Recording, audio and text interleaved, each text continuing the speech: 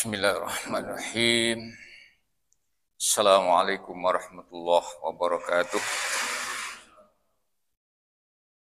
Alhamdulillah, salatu wassalamu ala rasulillah, Sayyidina Muhammad ibn Abdullah. La hawla wa la quwata illa billah. Allahumma rabbi syrah li sadri wa yassir li amri wahlul 'uqdatam min lisani yafqahu qawli waj'al li waziran min ahli.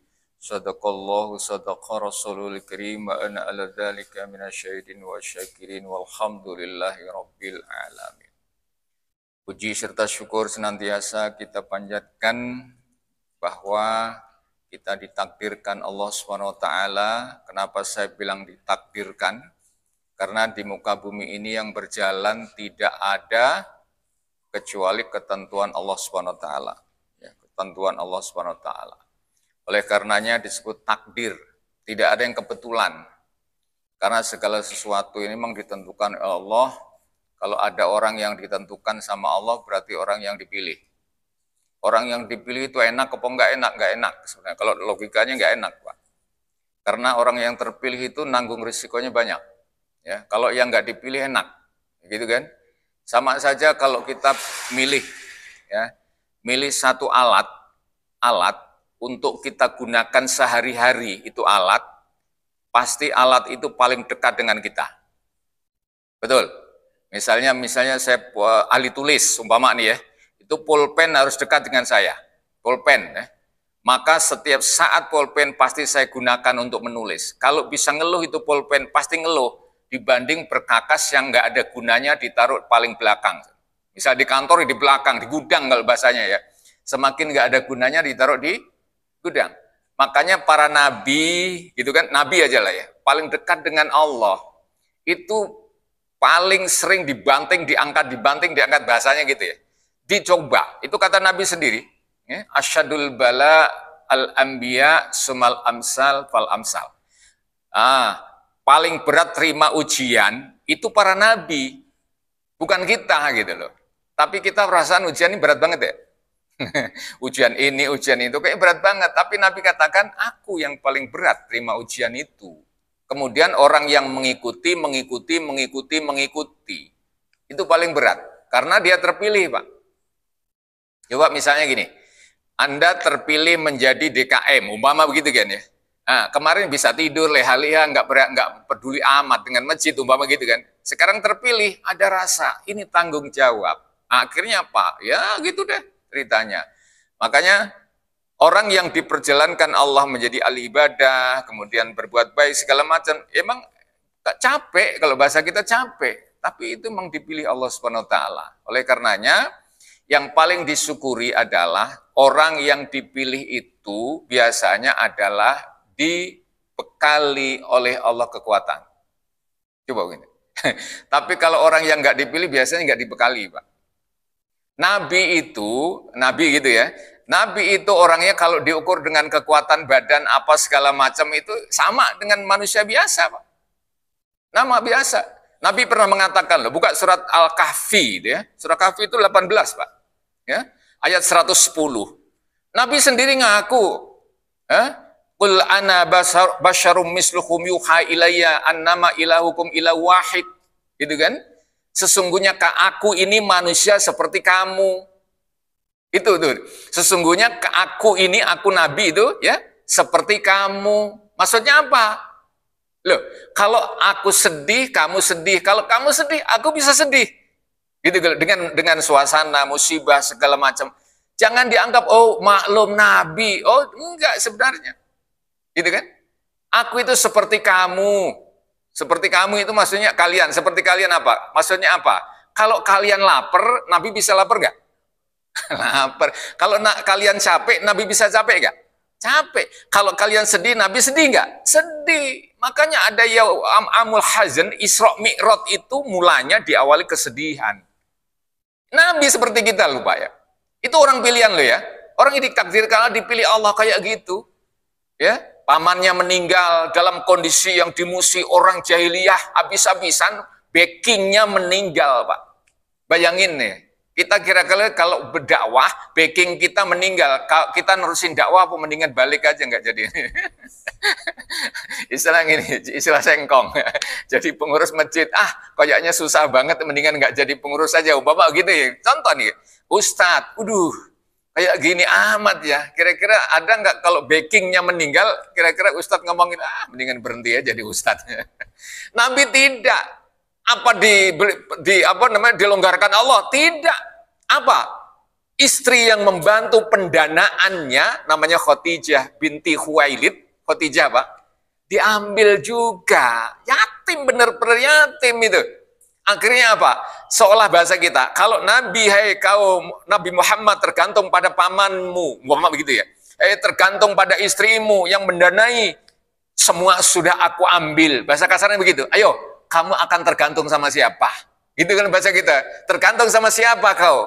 Nabi digituin Pak bahasa kita nih. Makanya turun Quran tuh. Ma waddaka rabbuka wa ma qala walal akhiratu khairul laka minal ula. Ada ya? Wadduha ya gitu ya.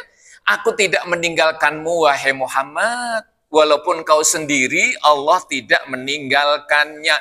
Kayak gitu kan? Itulah, makanya kita ngaji, kita apa? Kita ini manusia lebih manusia. Ana basyarum mislukum yuha ilaihi, aku manusia seperti kalian. Maksudnya apa, Pak? Gini nih ceritanya nih. Kita ini ibadah, Pak, bisa seperti ini, contohnya. Kita ibadah bisa sholatnya seperti itu, ngajinya seperti itu, puasanya nanti seperti itu, hajinya seperti itu.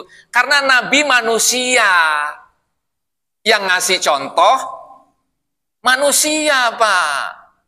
Jadi kesimpulannya, kalau kamu bisa, kalau aku bisa, kata Nabi, kamu juga harus bisa. Kenapa? Aku manusia, kamu manusia. Tuh, hebatnya, untungnya Nabi itu manusia, Pak. Coba kalau untung Nabi itu malaikat, Pak, kira-kira gimana ceritanya? Kalau ngasih contoh makan, kira-kira bener nggak makan kita dengan contoh? Karena malaikat ya. Malaikat makan nggak? Kalau malaikat ngasih contoh bagaimana rumah tangga yang baik, kira-kira bisa niru nggak kita?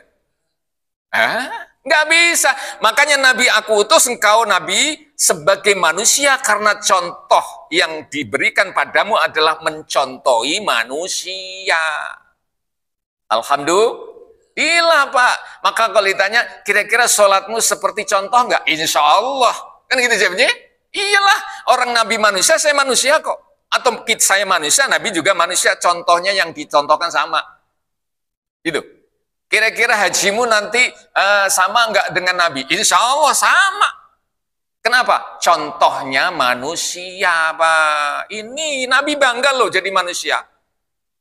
Seharusnya tingkatan Nabi itu udah kayak dewa kalau bahasa kita ya. Mirip kayak sifat Tuhan. Bagaimana tidak, Pak? Loh, gelarnya Nabi bisa ngitung nggak kita? Gelarnya Nabi. Pertama kali kita baca tuh. Muhammadur Rasulullah. Itu ada di Quran ya.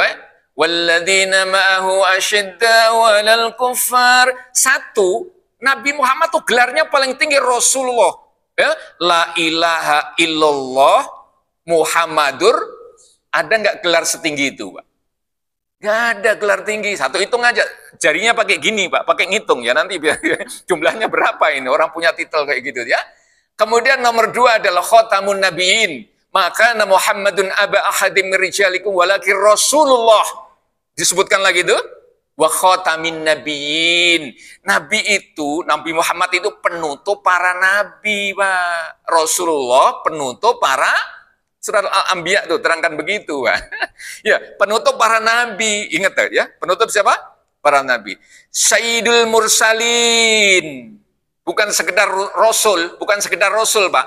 Kalau Rasul biasa, yang lain juga ada Rasul. Tapi kalau Sayyidul Mursalin, penghulunya, para utusan, penghulu, bosnya. Nabi Muhammad tuh, Pak. Bosnya. Bos Sayyidul Mursalin ya. Kemudian juga bukan itu, Sayyidul Anbiya. Penghulunya para nabi, para utusan, Pak. Udah berapa tadi? Udah 4 ya? Itu gelar, Pak. Itu bahasa kita gelar tuh. Al-Mustafa, orang yang terpilih. Ya Rabbi bil Mustafa baligh maqasidana. Ada dalam ungkapan doa, ya Rabbi bil Mustafa, ya Tuhanku sebab Mustafa, dengan pelantaran Al Mustafa, balik maqasidana, sampaikan tujuan maksudku ini. Masya Allah, Al Mustafa. Itu gelar ya, bakal bahasa kita gelar ya. Lalu ada lagi gelar Nabi itu Raufur Rahim. Itu gelarnya, itu bukan Asmaul Husna Pak Ustaz. Iya, itu Asmaul Husna Pak. Rauf Ar-Rahim, nama siapa? Allah ya. Tapi coba buka surat Taubah, surat 9 ayat 128. Coba buka. Laqad ja'akum rasulun min anfusikum azizun alaihi ma anittum harisun alaikum bil mu'minina raufur rahim. Coba. Itu gelar yang diberikan Allah tuh, ya. Gelarmu itu sudah Raufur Rahim, walaupun tidak setingkat Allah, saya katakan tidak. Tapi itu, Masya Allah, gelar luar biasa itu. Deretannya, gelarnya Nabi. Saya tanya, kalau ada manusia gelarnya seperti Nabi, kira-kira mau nggak ngaku, aku jamaah Masjid Raudhatul Alam, kira-kira mau ngaku kayak gitu nggak kira-kira? Mau kumpul sama kita nggak, orang kayak gelarnya kayak gitu? Aku nanya nih, gelarnya kayak gitu tingginya, kira-kira mau kumpul nggak sama manusia biasa? Nggak mau, bodoh amat. Saya ini nggak main-main, gelar saya udah panjang lebar Pak. Nggak mau kumpul sama orang-orang kayak gitu, nggak mau. Tapi Nabi buka surat Kahfi tadi itu, ayat 110. Ana basyarun misluhum yuha ilayya. Aku itu manusia seperti kalian.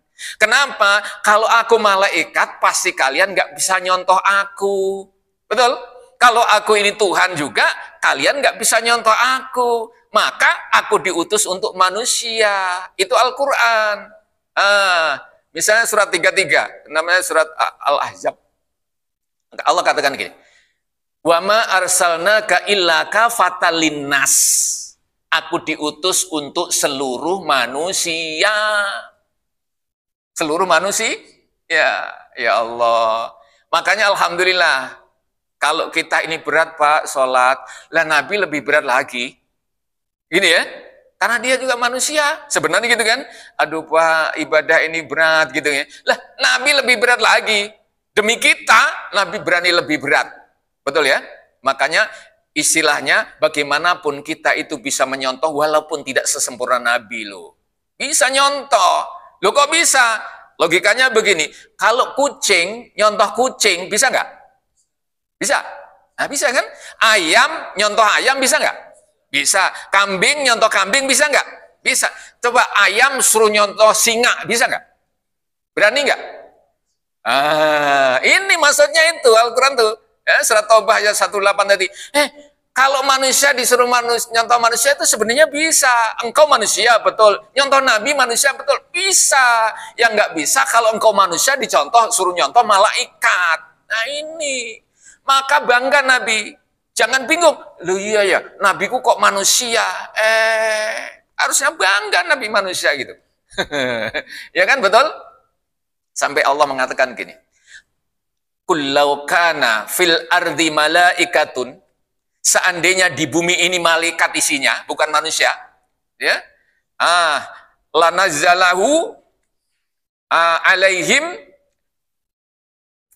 malakar rasulah.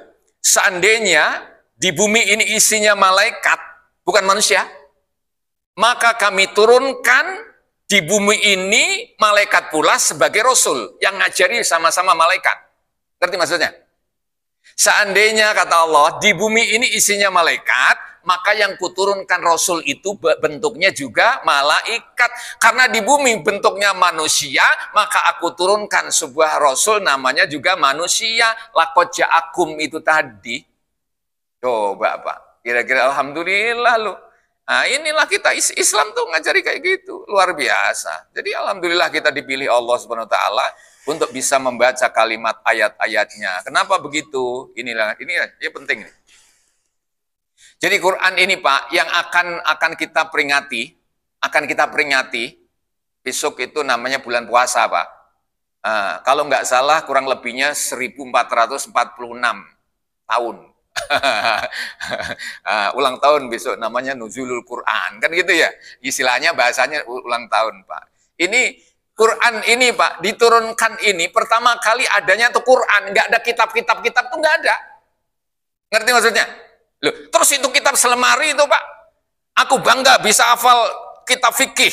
Aku hafal bisa apa mungkin ya. Hafal dengan hadis sekian. Oh, kitab ini aku bangga Pak hafal. Semua kitab-kitab itu dinukil dari Al-Qur'an. Ngerti maksudnya?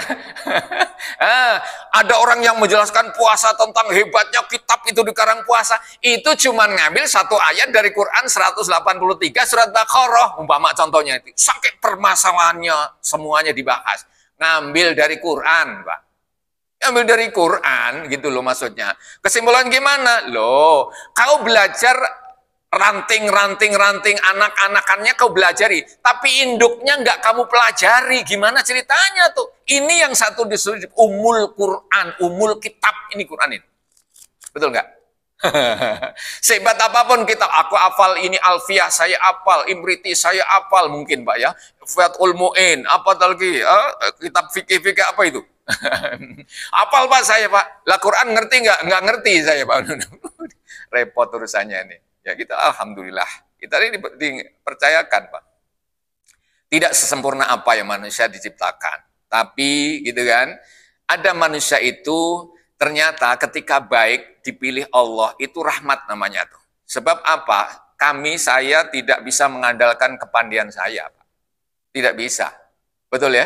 Tidak bisa saya mengandalkan kesolehan ataupun amal soleh saya, tidak bisa. Ternyata Allah menilainya, saya nggak dikasih tahu. Allah menilai orang dijadikan hambanya gitu ya, dekat dengannya atau masuk surga sekalipun. Allah nggak ngasih tahu yang mana yang dinilai itu. Yang mana yang dinilai ini? Bahkan saya rajin sholat Pak, umpama nih. Saya rajin sholat Pak. Saya baca Quran malah yang celaka orang sholat. Aneh. Baru satu-satunya disebut celaka. Loh, orang sholat itu paling hebat amalan di dunia ini loh Pak. Paling hebat loh. Ada Quran mengatakan, Aqimis salata innas salata tanha 'anil fahsya'i wal munkar wala dzikrullahi akbar wallahu ya'lamu ma tasna'un. Aqimis shalah, dirikan salat. Sesungguhnya ibadah yang paling besar itu adalah salat. Wala dzikrullahi akbar, sesungguhnya ingat yang paling Allah itu adalah salat. Jadi kalau orang baru bisa kerja, baru bisa ngasih uang namanya zakat, mungkin baru bisa sholat, puasa, mungkin baru bisa ngaji dikit-dikit. Sholatnya apa yang berat? Penentunya itu sholat. Itu loh maksud saya tuh. Nah, bukan nggak sholat, bukan sholat. Tapi jangan bangga dengan sudah sholat, lalu bisa zakat, bisa ini. Sholatnya ternyata yang paling waladikrullahi akbar itu adalah sholat. Makanya sholat paling berat. Sholat itu paling berat Pak. Yuk, kok paling berat? Kayaknya kan saya bertanya, kok paling berat Pak sholat? Orang itu Pak, ya, sholat itu paling berat karena sholat itu dituntut harus tepat waktu. Paling berat tuh. Beda dengan zakat, beda dengan haji, beda dengan puasa. Loh, kok bisa gitu Pak Ustadz? Iya. Pak, saya mau nanya, haji boleh ditunda nggak? Boleh? ya. Tahun ini nggak bisa haji Pak Ustadz? Oke, nggak bisa haji. Nggak bisa. Tahun depan bisa haji nggak? Bisa. Tanya urutan ya. Udah nyampe tuh tahun depan. Nggak punya duit. Bisa haji nggak tahun depan? Nggak bisa. Mundur lagi. Mundur lagi dong ya. Nggak boleh. Tahun depan nggak punya duit lagi. Mundur lagi. Sampai mati nggak jadi haji itu. Boleh nggak itu Pak Ustadz? Lah ini masanya ya boleh. Cuman saya pesen kalau nanti ditanya malaikat di alam kubur jawabnya gampang. Rukun Islam ada berapa? Harus jujur. Rukun Islam ada 4. Biar kaget tuh malaikat. Loh, kok 4 loh? Kan bukannya diajar 5? Iya, tapi saya belum menjalankan yang nomor 5. Makanya rukun Islam hanya Bagi saya aja, yang lain mungkin 5, Pak. Oh, gitu. Oh iya. Kata pasti malaikat begitu dong. Lah iya dong. Mosok kita bohong? Rukun Islam ada berapa? 5. Nomor 1, syahadat. Nomor 2, sholat. Kamu sudah syahadat. Syahadat apa maksudnya malaikat? Ya syahadat di hadapan penghulu, di hadapan ustadz, dia disaksikan, lalu kau mengatakan asyhadu alla ilaha illallah wa asyhadu anna Muhammad Rasulullah, seperti para sahabat dulu mengaturkan di hadapan Nabi, lalu baca syahadat. Kamu sudah baca gitu belum? Lama jawabnya, udah apa belum ya? Udah apa belum ya? Aduh, puyeng dah. Kalau sholat, nah sholat udah, sholat mah. Sholat. Zakat, mikir. Zakat mal, kata malaikat zakat mal. Udah apa belum ya? Udah apa belum? Zakat fitrah enggak masuk zakat fitrah itu. Waduh, belum. Belum. Berarti rukun Islam ada berapa? 5. Kamu bohong. Haji belum, zakat belum. Berarti rukun Islam ada berapa? 3. Lah itu yang jujur. Lagi ya kok 5. Puasa. Puasa kamu puasa? Puasa, Pak. Tapi gimana? Kalau menjelang puasa sakit perut saya, Pak. Oh gitu. Berarti puasa enggak? Nggak puasa, boleh nggak? Boleh. Tuh, puasa boleh ditunda nggak? Bingung, mau ngomong takut salah nih ya.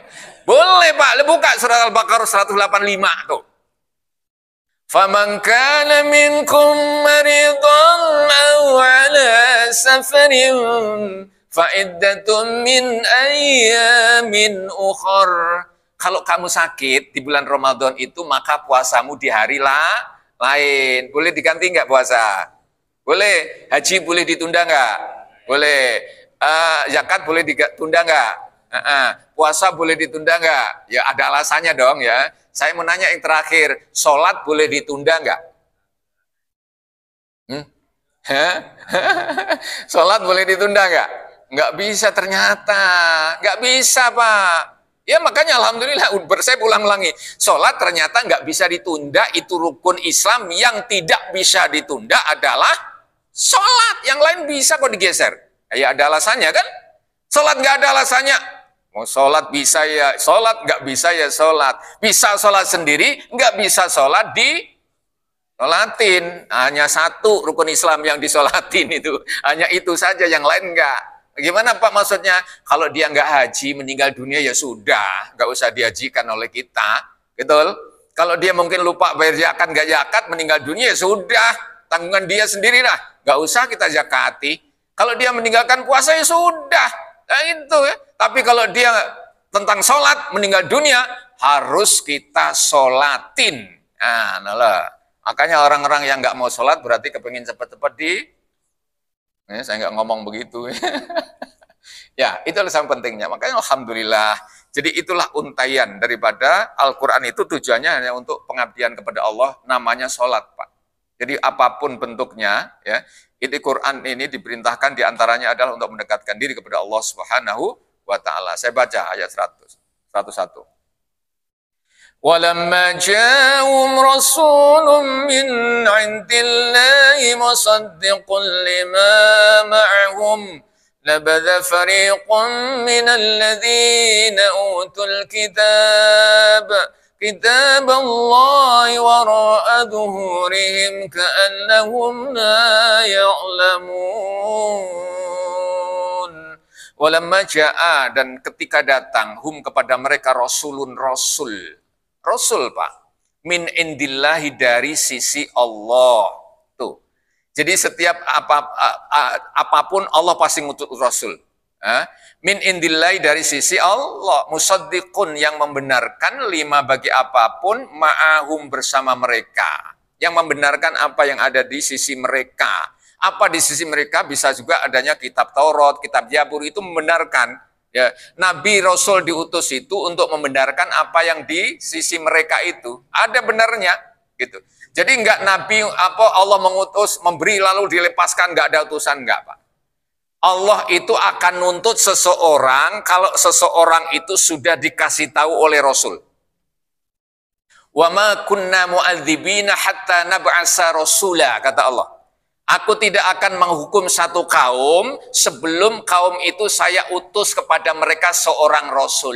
Kalau udah saya utus rasul, nggak mau nurut, baru aku proses. Kalau aku ada kaum yang Allah belum utus utusan kepada mereka, Allah nggak akan memproses apa yang diproses. Lalu Allah tanya, kenapa kamu nggak sholat? Kata mereka, aku nggak ngerti sholat ya Allah. Oh gitu ya. Sebab belum ada yang ngajari aku, umpama begitu. Ya, maka bagaimana Allah memprosesnya? Enggak. Oh berarti kamu nggak tahu ya? Nggak tahu. Oh pantes tinggalmu di hutan ya? Iya. Kan begitu bahasa kita.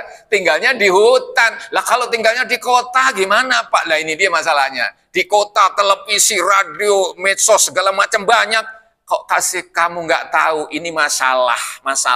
Itulah Rasul, sesuatu yang menyampaikan padamu disebut Rasul. Kalau dulu nggak ada media Pak, Nabi turun, berita itu harus ada Nabi, maka disebut Nabi, Anbiya itu pembawa berita. Lah kalau sekarang, berita di bawah Nabi atau di bawah HP Pak? Kira-kira malaikat lebih laku mana dengan HP kita Pak? Malaikat pencatat amal baik dan soleh, amal soleh gitu, amal baik dan buruk, kira-kira gak nganggur gak hari ini Pak? Ya, ternyata lebih banyak orang yang memfoto, ya, mencatat di HP rekaman segala macam daripada malaikat rokib dan lah bener Pak, kata rokib atid, alhamdulillah sekarang agak ringan tugas saya. Kenapa? Kalau dia beramal, dia sendiri yang nyatet, dia ngaji, dia sendiri yang motret, di-share ke orang-orang. Alhamdulillah. Itu nanti kayak gitu katanya. Aku catat di akhirat kayak gitu. Begitu kau beramal soleh atau tidak, aku foto, aku share ke seluruh warga mahsyar.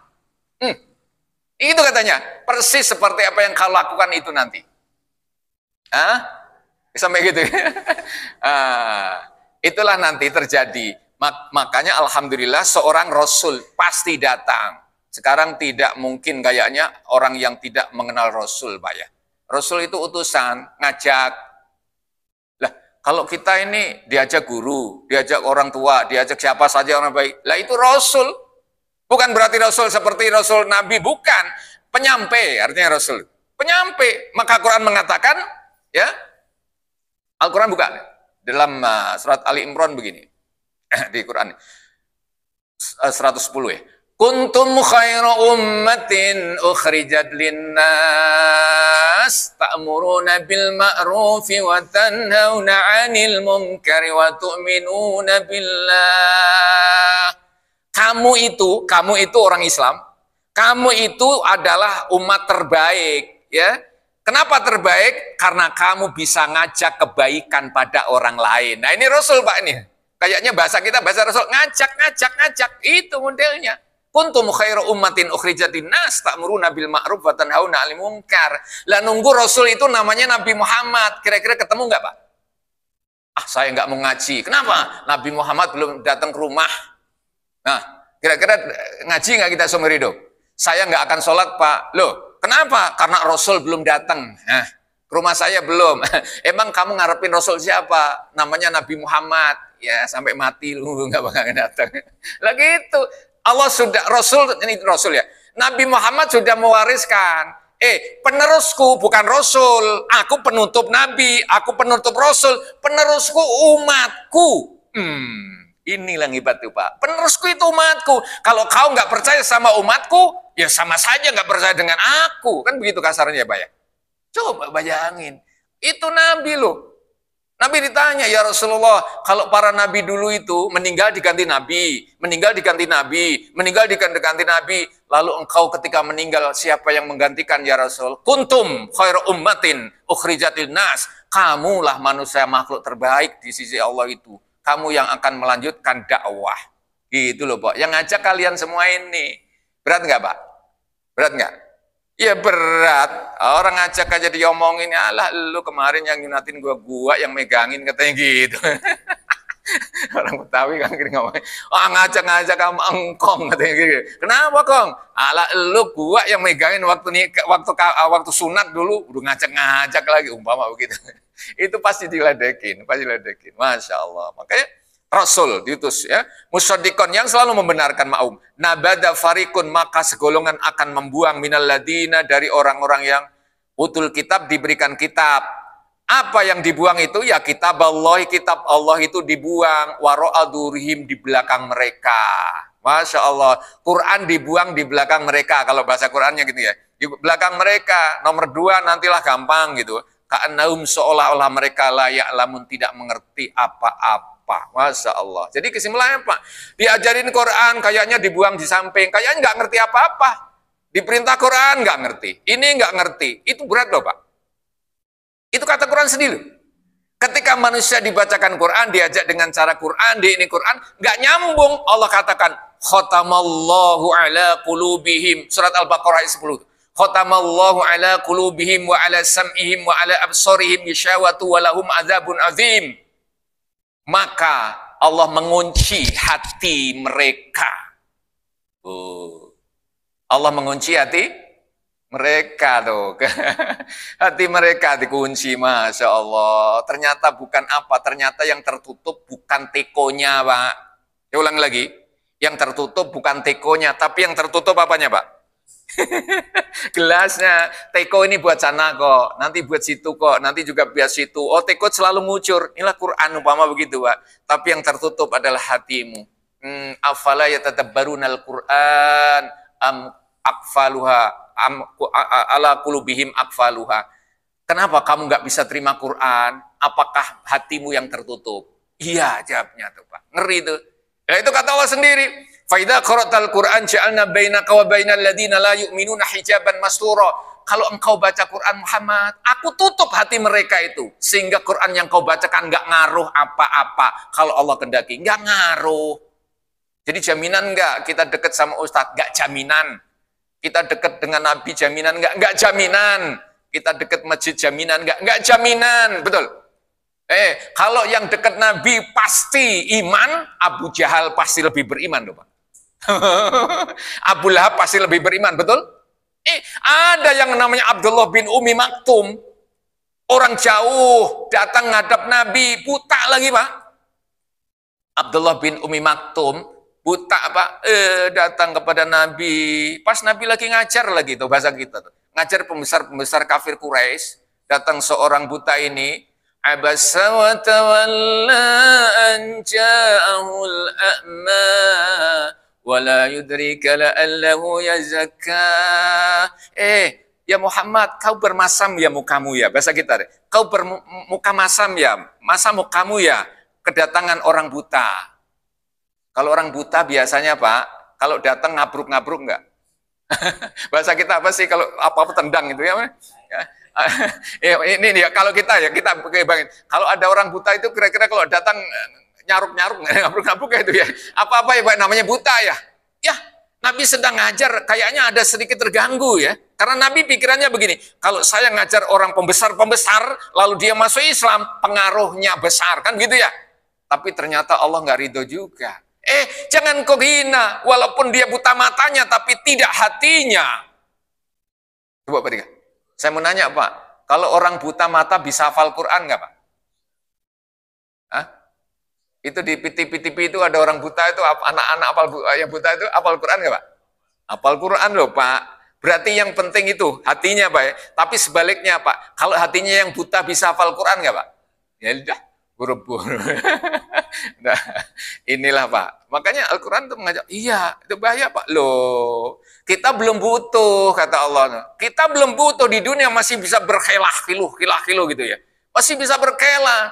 Nanti ketika menghadap Allah nih, udah nggak ada berkelah lagi loh Pak. Yauma yasturun nasu ashtatan liyuraw a'malahum. Muka-muka itu nanti ketika menghadap Allah pucat semuanya. Pucat. Faman ya'mal misqala dzarratin khairan yarah. Tapi ada muka yang bercerah-cerah, cerah sekali. Kenapa? Karena amalannya ditunjukkan oleh Allah. Ini loh amal baikmu, jurusanmu ke sana. Seneng nggak Pak? Dipanggil, umpama dipanggil si A, masuk kelompok ini, alhamdulillah. Ya. Tapi faman ya'mal misqala dzarratin syarran yarah. Ada kelompok manusia yang amalannya buruk ditunjukkan. Apa dilihat sendiri? Tidak, dilihat oleh orang banyak. Pucat mukanya katanya gitu. Sekarang udah nggak ada pilihan, hanya dua itu saja. Sekarang di sini boleh kelah, silahkan, nggak masalah kata Allah. Karena dunia ini aku ciptakan untuk menanam saja. Untuk menanam, panen belum ini? Panen belum? Mana panennya? Mana? Mana gaji sholat mana? Mana gaji ngaji mana? Ya belum kata Allah. Memang itu kamu baru tanam padi, tanam jagung. Hayya 'alal falah. Bapak tahu nggak? Kalau hayya 'alal sholat tahu ya? Tahu ya? Hayya 'alal sholat tahu ya? Apa artinya? Ayo sholat. Tapi kalau hayya 'alal falah, belum tahu Pak. Iya. Kalau hayya 'alal sholat tahu Pak. Itu kan ayo mari kita sholat. Ayo. Tapi kalau hayya 'alal falah, mari menanam. Kita tuh petani, mari menanam. Udah panen belum kalau lagi nanam? Belum. Sabarlah katanya. Nanti kalau kau sudah panen, kau bisa ketawa-tawa sendiri. Alhamdulillah. Ini ayat menjelaskan bahwa ternyata Quran inilah yang bisa menunjukkan kita, bahkan aksarum kebanyakan mereka, mana tadi itu, ka'annahum seolah-olah mereka la ya'lamun tidak mengetahui Quran itu sendiri. Masya Allah, mudah-mudahan kita diberikan petunjuk oleh Allah, ya, dengan bisa memahami Quran sedikit demi sedikit, walaupun nggak banyak, karena kalau mau banyak nggak bisa, kita ini juga nggak bisa, sedikit aja lupa, guru amat ya sedikit-sedikit lah. Tapi yang jelas kita bukan soal banyak sedikitnya, tapi yang dikatakan Allah istiqomah. Istiqomah itu yang paling berat. Bukan aku bisa, bukan aku mampu, bukan aku kuat. Semua orang juga bisa ngaku begitu. Tapi istiqomahlah yang paling berat. Mudah-mudahan kita istiqomah. Amin ya robbal alamin. Demikian sekilas Al-Quran. Mudah-mudahan menjadikan petunjuk buat kita semua. Usikum banafsi bitaqwallah. Wassalamualaikum warahmatullahi wabarakatuh.